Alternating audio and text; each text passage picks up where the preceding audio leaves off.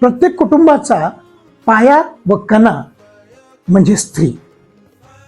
स्त्रीशिवाय कुटुंब नाही आणि कुटुंबाशिवाय समाज नाही. स्त्री म्हणजे वात्सल्य, मांगल्य, मातृत्व आणि कर्तृत्व.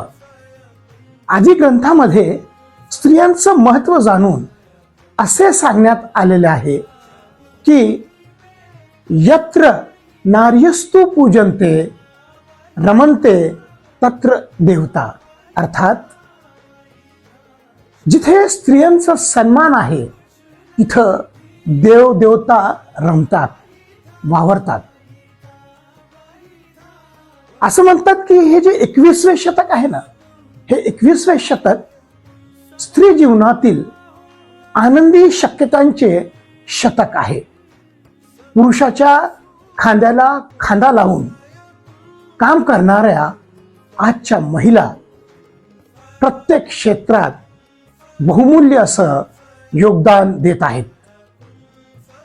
मग ते राष्ट्रपती असो किंवा पंतप्रधान, डॉक्टर्स असो किंवा इंजिनियर्स, प्रशासकीय अधिकारी असो किंवा वकील,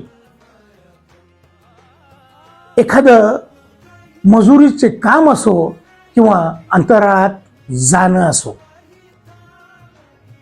माता भगिनींच्या ह्या कर्तृत्वाला माझा सलाम. अशा या सर्व महिलांचा आदर करणे आणि आभार मानणे आपल्या सर्वांचं कर्तव्य आहे असं मी मानतो. असं म्हणतात की जेव्हा एखादी स्त्री तिच्यावर लादलेल्या ज्या बेड्या आणि बंधने तोडायला सुरुवात करते ना, जगात कोणतीही अशी शक्ती नाही जी त्याला थांबू शकते किंवा रोखू शकते.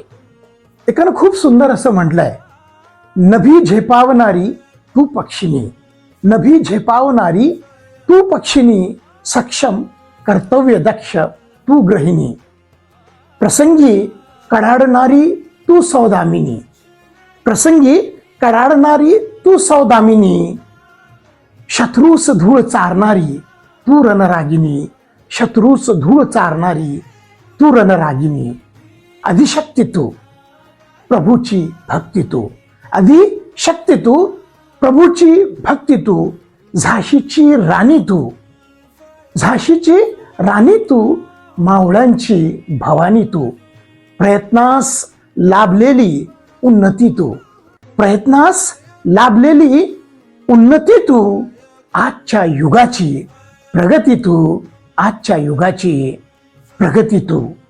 जागतिक महिला दिनानिमित्त सर्व माता भगिनींना हार्दिक हार्दिक शुभेच्छा. एवढं बोलून मी आपली रजा घेतो. Thank you so much and good day.